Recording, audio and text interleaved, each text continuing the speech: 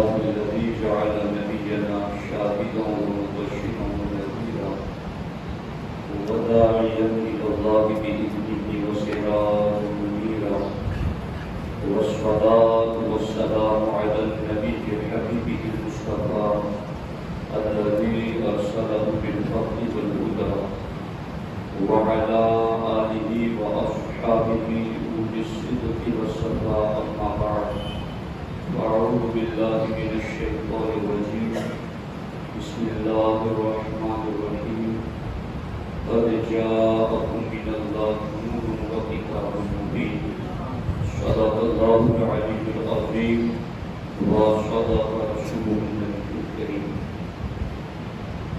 انتہائی احترام و عقیدت کے ساتھ اپنی اور ساری کائنات کے مرکز عقیدت آقا دو-جہاں حضور احمد مصطفیٰ محمد مصطفیٰ صلی اللہ تعالی علیہ وسلم کی بارگاہ میں اپنی غلامی کا قبول دے اور جس طریقے سے میں پڑھتا ہوں میرے ساتھ مل کر باادب آواز بلند پڑھ دی. الصلاة والسلام علیک یا رسول اللہ، الصلاة والسلام علیک یا حبیب اللہ، الصلاة والسلام علیک یا نبی اللہ، وعلی آلک واصحابک یا نور اللہ، صلی اللہ تعالی علیہ وسلم. پر نور ہے زمانہ صبح شب ولادت، پر نور ہے زمانہ صبح شب ولادت، پردہ اٹھا ہے کس کا صبح شب ولادت، پردہ اٹھا ہے کس کا صبح شب ولادت. آئی نئی حکومت سکہ نیا چلے گا، آئی نئی حکومت سکہ نیا چلے گا. عالم نے رنگ بدلا صبح شب ولادت، عالم نے رنگ بدلا صبح شب ولادت. خطبہ ہوا زمین پر سکہ پڑا فلک پر، خطبہ ہوا زمین پر سکہ پڑا فلک پر. پایا جہاں میں آقا صبح شب ولادت. سنتے ہیں فرش والے، کرتے ہیں عرش والے، سنتے ہیں فرش والے سلطان نو کا خطبہ صبح شب ولادت. محروم رہ نہ جائیں دن رات برکتوں سے، محروم رہ نہ جائیں دن رات برکتوں سے. اس واسطے وہ آیا صبح شب ولادت، اس واسطے وہ آیا صبح شب ولادت. قربان اے دوشنبے تجھ پہ ہزار جمعے، قربان اے دوشنبے تجھ پہ ہزار جمعے. وہ فضل تو نے پایا صبح شب ولادت، وہ فضل تو نے پایا صبح شب ولادت.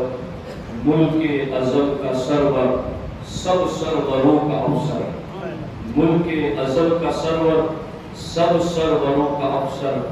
تخت ابد پہ بیٹھا صبح شب ولادت.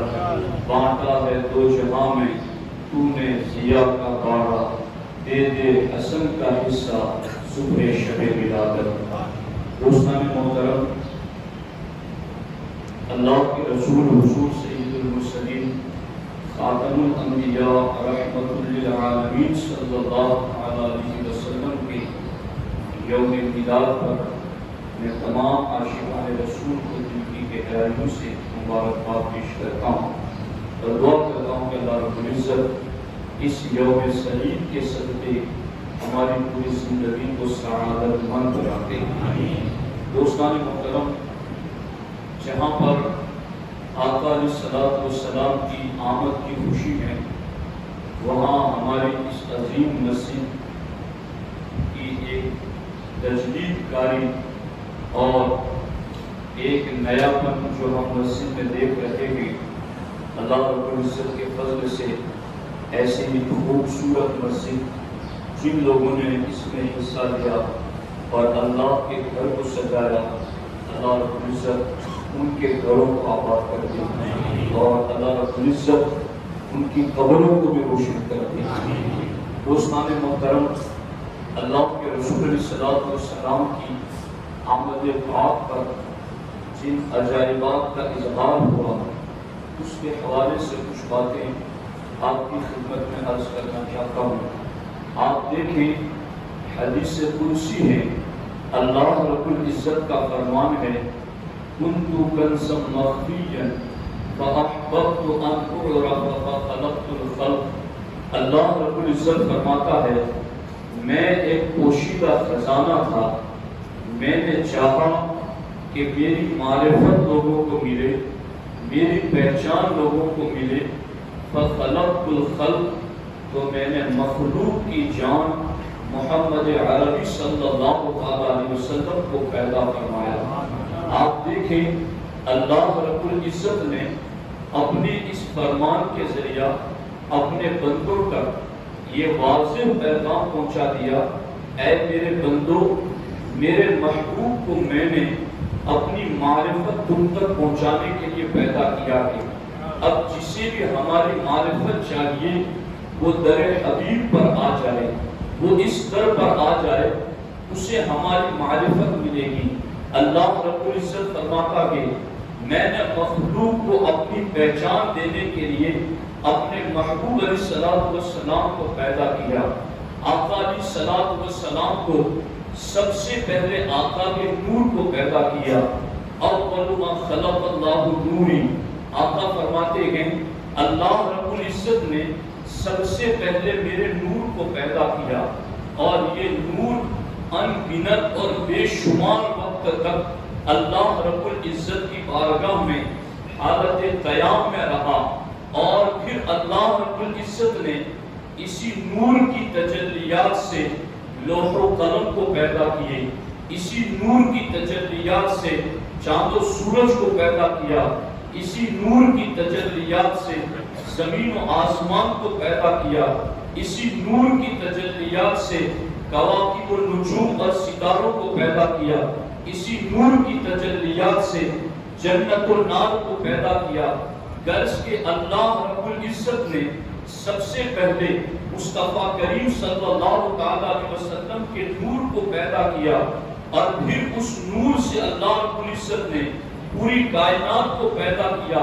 مگر جب اس نور کو دنیا میں بھیجنا چاہا کہ اس نور کو لباس بشری عطا کر کے میرے بندوں کی ہدایت کے لیے بھیجوں، تو پھر اللہ رب العزت نے اس نور مصطفیٰ صلی اللہ علیہ وسلم کو پیشانی آدم میں چمکارا۔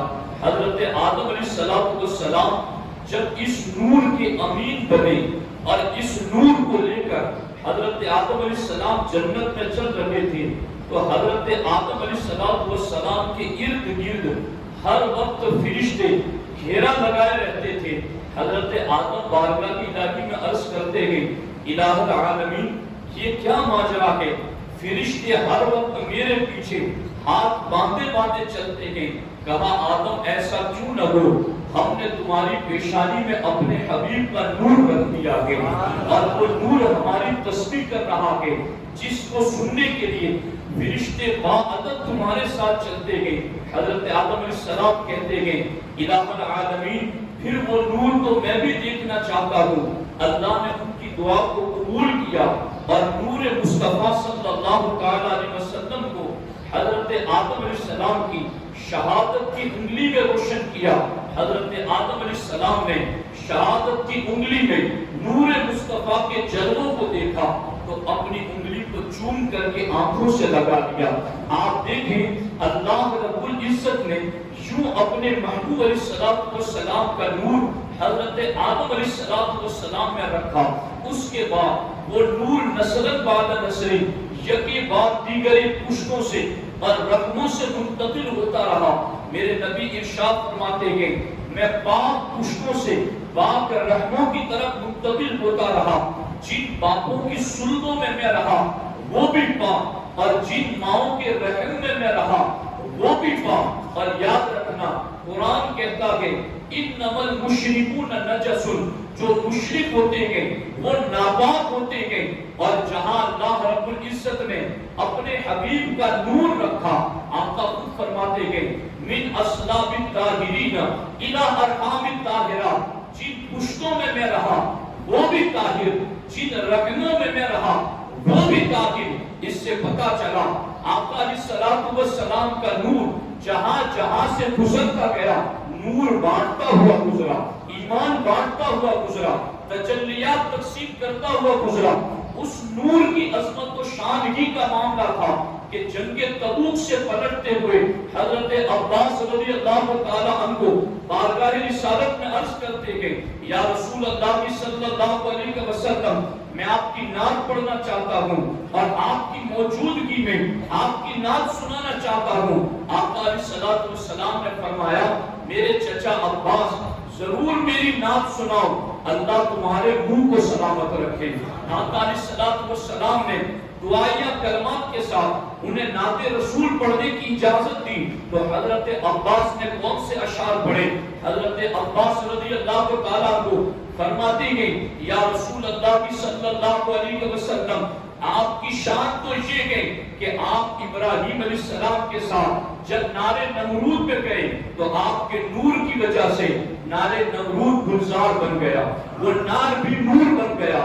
آقا آپ کا نور جب کشتی میں نوح کے ساتھ سوار ہوا تو ان کی کشتی کو کنارہ مل گیا، ان کی کشتی کو ساحل مل گیا. یوں یہ نور مصطفیٰ جہاں جہاں سے ہوتا ہوا گزرا، برکتوں کا اظہار ہوتا رہا. جناب عبد المطلب کی پیشانی میں چمکا تو بڑے بڑے بادشاہ ان کا احترام کرنے کے لیے کھڑے ہو جاتے تھے. باقیوں کو جو انعام دیتے تھے اس کے مقابلے میں 10 گنا انعام عبد المطلب کو زیادہ دیا جاتا تھا، اس لیے کہ ان کی پیشانی میں نور مصطفیٰ جلوہ کر تھا. میرے آقا علیہ الصلوۃ والسلام کے دیوانوں، آپ اس بات پر غور کریں، اللہ نے اپنے حبیب کے نور کو سب سے پہلے پیدا کیا اور جب دنیا میں بھیجنا چاہا تو حضرت آدم علیہ السلام سے سلسلے کا آغاز کیا. وہ نور منتقل ہوتا ہوا بعد پشتوں اور پاس رحموں سے منتقل ہوتا ہوا جب سیدہ آمنہ رضی اللہ تعالی عنہا کے شکم اطہر میں پہنچتا گئے تو سیرت کی ساری کتابیں بتاتی ہیں کہ آقا علیہ الصلوۃ والسلام جب اپنی ماں کے پیٹ میں تشریف لائے، اس سے پہلے عرب کا دور 62 سال کا دور تھا، وہاں بارشیں نہیں ہوتی تھی جس کی وجہ سے زمین پر سبزے نہیں اگتے تھے، درخت سوکھ چکے تھے، آبادیاں ویرانیاں بن چکی تھی. اور اللہ اکبر، انسان تو انسان، جانور بھی بھوک اور پیاس میں مبتلا تھے، لیکن اللہ اکبر جب آقا علیہ الصلوۃ والسلام کا نور سیدہ آمنہ رضی اللہ تعالیٰ عنہا کے شکم باغ میں کیا جلوہ گر ہوا، برکتوں کا ظہور شروع ہو گیا، رحمتوں کا نزول شروع ہو گیا، باران رحمت کا نزول شروع ہو گیا. بارش برس رہی ہے، زمین سے سبزے اگ رہے ہیں، ویرانے آبادیوں میں تبدیل ہو رہے ہیں، درختوں پر پھل فروٹ آ رہے ہیں اور چاروں طرف ہریالی کی ہریالی نظر آنے لگی. انسان تو انسان، جانور بھی اتنے تر و تازہ ہو گئے کہ باضابطہ سیرت کی کتابوں میں اس سال کو عام الفتح کے نام سے یاد کیا گیا. یعنی یہ وہ سال ہے پھٹ پڑنے کا سال. جانوروں میں اتنی چربیاں بڑھ گئی، لگتا ہے کہ یہ پھٹ جائیں گے. آقا علیہ الصلوۃ والسلام کا نور ابھی شکم آمنہ میں جلوہ گر ہوا ہے اور کتنی برکتیں مل رہی ہیں، کتنا نور مل رہا ہے، کتنی خیرات تقسیم ہوتی ہے. سیدہ آمنہ فرماتی ہے جب میرا بیٹا میرے پیٹ میں آیا تو عام طور پر عورتوں کو حمل کے پیریڈ میں جو تکلیفیں ہوتی ہیں، جو گرانی محسوس ہوتی ہے، جو بوجھ محسوس ہوتا ہے، میرا بیٹا پیٹ میں آیا تو مجھے ایسی کوئی تکلیف کا احساس ہی نہیں ہوا. یہاں تک کہ میں ایک مرتبہ سونے اور جاگنے کی درمیانی کیفیت میں تھی. اذان آدم فی بین الیقظان والنوم، میں سونے اور جاگنے کی درمیانی کیفیت میں تھی. ایک آنے والا آیا اور مجھے پوچھتا کہ آمنہ تجھے پتا ہے تیرے پیٹ میں کون سی شخصیت جلوہ کر گئی؟ میں نے کہا مجھے نہیں معلوم. تو آنے والے نے مجھے کہا انکی حملتی بسجد ہذہ الامۃ ونبیھا، اے آمنہ تیرے پیٹ میں اس آخری امت کا آخری نبی جلوہ گر ہو چکا ہے. تیرے پیٹ کے اندر اس امت کا سلطان اور سردار تشریف لایا کہ سیدہ آمنہ رضی اللہ تعالیٰ عنہ برکتوں کو دیکھ رہی کہ گھر میں نور کو دیکھ رہی کہ اور پھر جب وہ موسم آیا، جب وہ ساعت سعید آئی جس کو میرے امام کہتے ہیں، جس سہانی گھڑی جب کا طیبہ کا چاند، اس دن افروز ساعت پہ لاکھوں سلام، جب وہ ساعت سعید آئی تو اللہ کو اکبر حضرت عبد الرحمن ابن عوف رضی اللہ تعالیٰ عنہ کی والدہ حضرت شفا کہتی ہے حضور کی ولادت کے وقت میں دایا کے فریضہ انجام دے رہی تھی، میں نے کیا دیکھا، آقا پیدا ہوئے، آقا علیہ السلام کی پیدائش پر وہ نور ظاہر ہوا جس سے مشرق و مغرب روشن ہو گئے، اور میں نے آمنہ کے گھر میں بیٹھ کر کے ایسا نور دیکھا جس سے بصرہ کے محل مجھے یہاں سے نظر آ گئے، اتنے دور مجھے وہ نور نظر آیا۔ آقا کی پیدائش یوں ہوئی کہ ختنہ شدہ آپ پیدا ہوئے، ناف بریدہ آپ پیدا ہوئے، آپ کے جسم پر کوئی آلودگی نہیں ہے بلکہ جسم سے خوشبو پھوٹ رہی ہے۔ اللہ کو اکبر۔ حضرت عبد المطلب نے جب یہ معاملہ دیکھا تو بے ساختہ پکار اٹھے، لَيَكُنَّنَّ ابْنِ شَانٌ، میرے اس بیٹے کی بڑی شان ہوگی، ان کو بڑی بلندیاں ملے گی۔ عبد المطلب کہتے ہیں کہ جب میرے یہاں اس پوتے کی ولادت ہوئی میں حرم کعبہ میں تھا، میں کیا دیکھ رہا ہوں کہ ہر بت اونٹے منہ گر رہا ہے، چاروں طرف بت گرتے ہوئے نظر آئے، اور امام سیوطی فرماتے ہیں کہ دیکھنے والوں نے دیکھا کعبہ مقدسہ 3 دن تک آقا علیہ السلام کی آمد پر خوشی میں جھومتا ہوا نظر آیا اور بیت آمنہ کی طرف جھکا ہوا نظر آیا۔ میرے امام فرماتے ہیں تیری آمد تھی کہ بیت اللہ مجرے کو جھکا، تیری آمد تھی کہ بیت اللہ مجرے کو جھکا، تیری حیبت تھی کہ ہر بت تھر تھرا کر گر گیا، تیری حیبت تھی کہ ہر بت تھر تھرا کر گر گیا۔ آقا علیہ السلام کی یوں جلوہ گری اور اس طریقے سے آقا علیہ السلام کی آمد پر یوں اس طریقے سے عجائبات کا اظہار ہوا۔ کعبہ بھی خوشیاں منا رہا ہے، جنت میں درخت لگائے جا رہے ہیں، آسمانوں میں نئے ستون لگائے جا رہے ہیں، قریش کے جانور ایک دوسرے کو مبارکباد دے رہے ہیں، اور اللہ کے رسول علیہ السلام کی ولادت پر کسرا کے ایوان میں زلزلہ آ گیا، اس کے 14 کنگورے گر گئے۔ فارس کی آگ جس کی وہ پرستش کرتے تھے 1000 سال سے جنہوں نے بجھنے نہیں دیا تھا، آقا کی پیدائش پر وہ آگ بجھ گئی، اور چاروں طرف خوشیوں کا سما بندہ ہوا ہے، اور اللہ کے رسول علیہ السلام کی جلوگری ہوتی ہے۔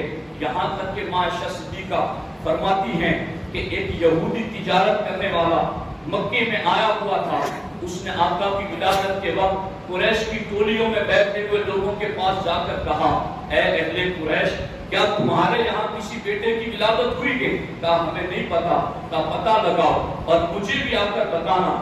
جب وہ گئے جا کر پتہ لگایا اور آ کر کے بتایا، وہ بھی حضور کو دیکھنے کے لیے آیا، چہرہ بھی دیکھا اور پشت انور کو دیکھا تو پشت انور پر مہر مقدس کا نشان موجود تھا۔ وہ دیکھ کر کے غش کھا گیا۔ تو دوستان محترم، اللہ کے رسول علیہ السلام کی آمد پر یوں اس طریقے سے خوشیوں کا اظہار ہوا، اور یوں اس طریقے سے قدرت کی جانب سے بھی خوشیوں کا اہتمام کیا گیا۔ خوش نصیب ہیں اہل سنت و جماعت جو اپنے آقا علیہ السلام کی آمد پر خوشیوں کا اظہار کرتے ہیں، اور حقیقت میں معاملہ یہ ہے جتنی خوشیاں میلاد مصطفیٰ پر زیادہ کی جائے گی اللہ امت کو اتنی ہی خوشیاں عطا فرمائے گا۔ اللہ رب العزت کی بارگاہ میں دعا ہے رب ذوالجلال ہم سب کو محفل میلاد مصطفیٰ صلی اللہ علیہ وسلم کی برکتوں سے مالا مال فرمائے۔ السلام علیکم ورحمۃ اللہ۔